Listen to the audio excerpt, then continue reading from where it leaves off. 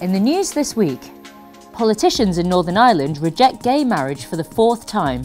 The judgment for the Ashes Baking Company case is set for the 7th of May, and in the last of our election focus series, the CI's director Colin Hart speaks about voting biblically. Hello and welcome to this week's news bulletin from the Christian Institute. The Northern Ireland Assembly has rejected proposals for same-sex marriage legislation by an outright majority for the fourth time. On Monday, MLAs voted 49 to 47 against a motion calling for the redefinition of marriage.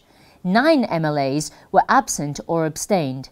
Spokesman for the Christian Institute, Callum Webster, welcomed the result. This is now the fourth time in 3 years this motion has been defeated. We're thankful to those MLAs who have resisted this constant and coordinated pressure from activists to redefine marriage. Before voting on the issue, the House heard arguments from across the political spectrum, including from Nelson McCausland, MLA for Belfast North, who spoke in support of traditional marriage. I believe that the traditional understanding of marriage, which is also the biblical understanding, is the right one. A marriage is a loving union between a man and a woman, and it is foundational in the sense that so much else in society depends upon it. It is also universal in that it has existed throughout history, across human cultures, across religions, and around the world. Marriage is also beneficial to individuals and to society. And it's beneficial to wider society in a variety of ways.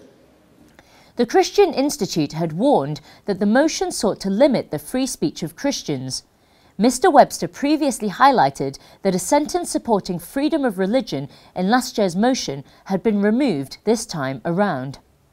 He said this indicated that supporters of gay marriage only want to allow free speech on the issue within church services. The judgment on the Ashes Baking Company case is set to be given on Thursday, the 7th of May. The Christian-owned bakery in Northern Ireland was taken to court for declining to decorate a pro-gay marriage campaign cake. Ashes say they turned down the order because of the message they were being asked to promote. In a similar case in the US, a judge has ruled in favour of a Christian-owned company which in 2012 declined to print gay pride t-shirts. Judge James Ishmael said that Blaine Adamson, who co-owns Hands On Originals, refused the order because of the message being promoted, not the sexual orientation of the customer. His ruling overturns a decision made last year by Lexington Human Rights Commission that Adamson acted unlawfully by declining to print the t-shirts for a gay pride event. Adamson was represented by Jim Campbell, lawyer for Alliance Defending Freedom. Campbell explained that the government can't force people to give up their right to free speech.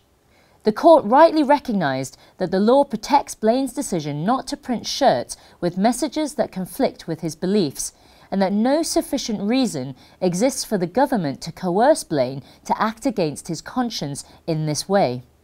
Lexington Human Rights Commission has said that it is likely to appeal the ruling. A father who was jailed after stealing money to fund his online gambling addiction is working with his son to push for tighter regulation of the industry. David Bradford was found guilty of fraud after accruing debts of more than £500,000. His family only found out about his betting habit when he was sent to prison. He told BBC Radio 4's Today programme he was always thinking the next bet would save him from his debts. David and his son Adam are now campaigning for stricter gambling laws. Adam said more needs to be done to curb the betting industry. My dad did commit a crime and that's completely his responsibility. But in my own opinion, this is an industry without much heart, to be honest.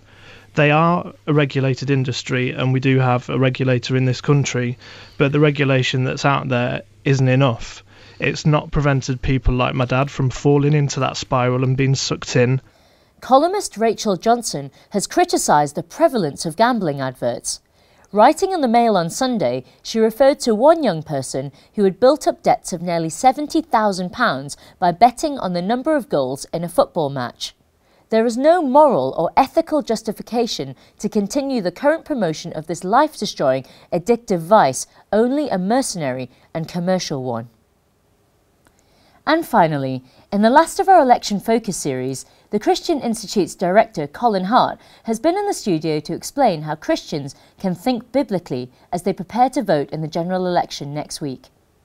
God has ordained the governing authorities in every country. Writing to Timothy, the Apostle Paul said Christians must pray for those in government, and he wrote this at a time when Nero was emperor. Paul says that we must pray for gospel freedom and for the freedom to live out the Christian life. That's why it's not only right but essential that Christians engage in the general election by taking seriously our democratic opportunities to vote.